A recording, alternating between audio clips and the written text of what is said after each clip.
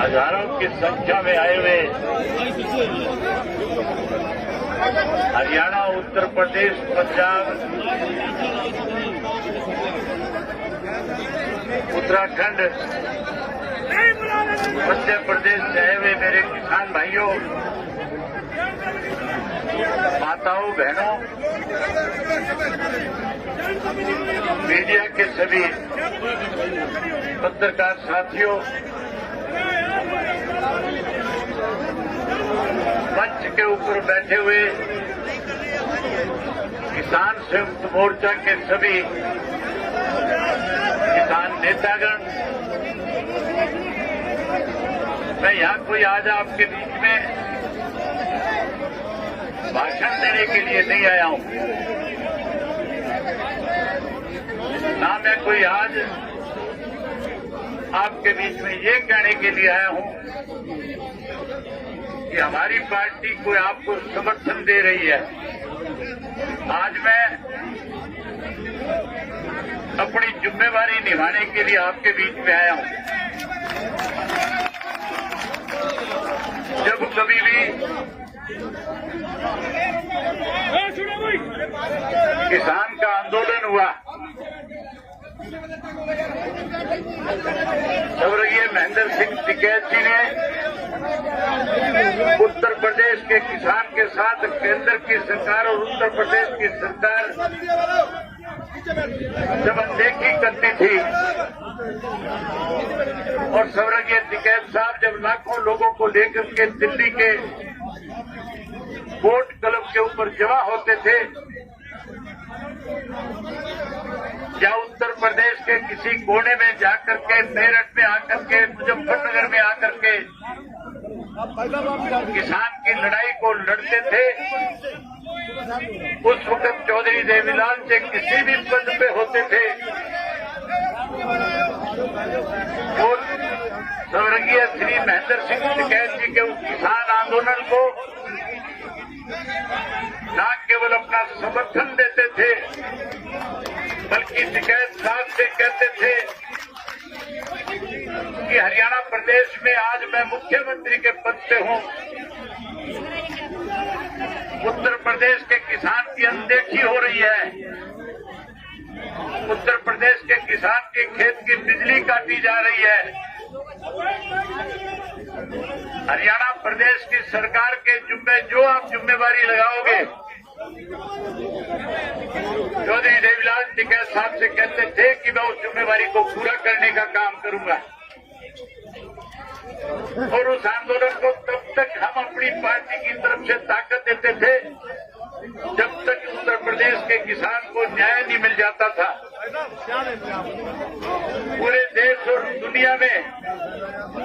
टिकैत साहब की और चौधरी देवीलाल जी की जो दोस्ती थी, जो उनका संघर्ष था, आज भी पूरी दुनिया उसको अपनी आंखों से आपके सामने हजारों की संख्या में आए हुए हरियाणा के लोगों ने इस बात को साबित कर दिया कि हम उस दोस्ती पे आज फिर मोड़ लगाने के लिए आए हैं। जहां 27 तारीख को इसी बॉर्डर के ऊपर हजारों लोगों के बीच में पर्ची पहुंचा दी ऊपर। टिकैत साहब 26 जनवरी को जो दिल्ली के अंदर दिल्ली की केंद्र की सरकार ने आरएसएस के लोगों को उस आंदोलन में कहीं किसान की पोशाक पहना करके उस आंदोलन को खत्म करने की जो साजिश रची थी, उसके बारे में टिकैत साहब बैठे हुए किसानों को जब संबोधित कर रहे थे, जब सारी बात उनसे बता रहे थे, मैं सोशल मीडिया पे देख रहा था कि हजारों पुलिस के कर्मचारी जो शांति से आंदोलन चलाने का काम कर रहे थे, किसान उनके चारों तरफ आकर के खड़े हो गए थे और बारी बारी कह रहे थे कि हम टिकैत साहब को गिरफ्तार करने के लिए आए हैं और टिकैत साहब भी अपनी तरफ से लोगों को संबोधित करते हुए कह रहे थे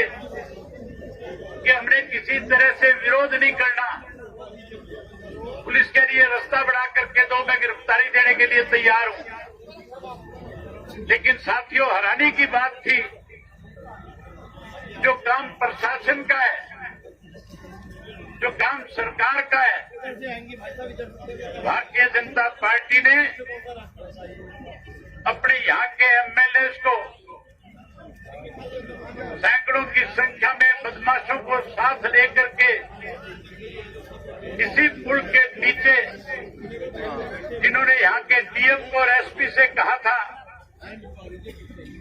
कि अगर आप इनको यहाँ, पहले तो आप इनको यहाँ से हटाओ,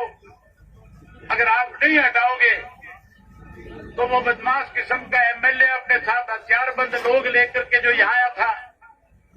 जो कह रहा था कि अगर आप इन्हें नहीं हटाओगे तो फिर हम इनको हटाने का काम करेंगे। मैं आज उत्तर प्रदेश के मुख्यमंत्री जी से कहने के लिए आया हूं कि मुख्यमंत्री जी, इस किसान के साथ बातचीत के जरिए तो आप इस आंदोलन को खत्म कर सकते हो, लेकिन आप अपनी पार्टी की, अपनी सरकार की तरफ से कहीं कोई दबंगई दिखा करके, कहीं कोई लाठी और डंडा दिखा करके, बंदूक दिखा करके अगर इस किसान आंदोलन को कुचलने की चेष्टा करोगे, अगर इस किसान आंदोलन के साथ कोई छेड़खानी करोगे, तो यहाँ केवल उत्तर प्रदेश, हरियाणा और पंजाब का किसान नहीं, बल्कि पूरे देश का किसान आकर के जहां आपकी सरकार का तख्ता पलट करने का काम करेगा, वहीं किसान अपनी इस लड़ाई में केंद्र की सरकार को कृषि के तीनों काले कानूनों को खत्म करवाने के लिए, इन कानूनों को न केवल खत्म कराएगा, बल्कि इस देश का किसान कैसे खुशहाल हो, इसके लिए केंद्र की सरकार को नए कानून बनाने पे मजबूर कर देगा। देश के प्रधानमंत्री ने सत्ता में आने से पहले कहा था कि अगर मेरी पार्टी सत्ता में आई तो उन्होंने कहा था कि मैं किसान को खुशहाल कर दूंगा, किसान का कर्जा माफ कर दूंगा। वायदा किया था प्रधानमंत्री ने हमारे से कि आप हमारी सरकार बनाने का काम करो, हम किसान की खेत की फसल के लागत मूल्य से 50% आपको ज्यादा देंगे। वायदा किया था इस देश के प्रधानमंत्री मोदी ने कि हम स्वामीनाथन की रिपोर्ट को लागू कर देंगे। ये भी कहा था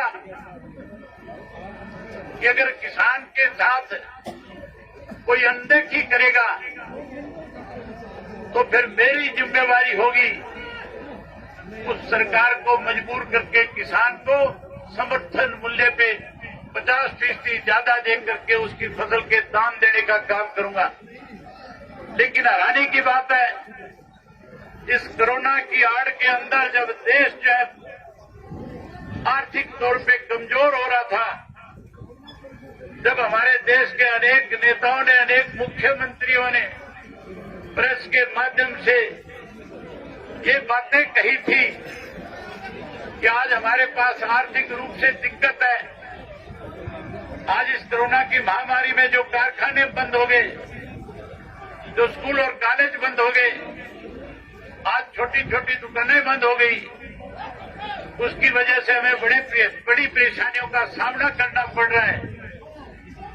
लेकिन साथियों, उस वक्त में अगर इस देश को किसी ने आर्थिक रूप से मजबूत किया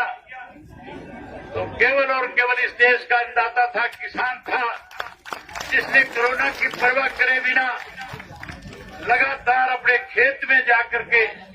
अपनी फसल की उपज को और ज्यादा मेहनत के साथ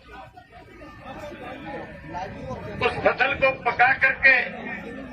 न केवल देश के गरीब आदमी का, देश के आम आदमी का पेट भरने का काम किया, बल्कि देश के प्रधानमंत्री ने सभी में ये बात कही थी कि आज देश आर्थिक रूप से अगर कहीं मजबूत है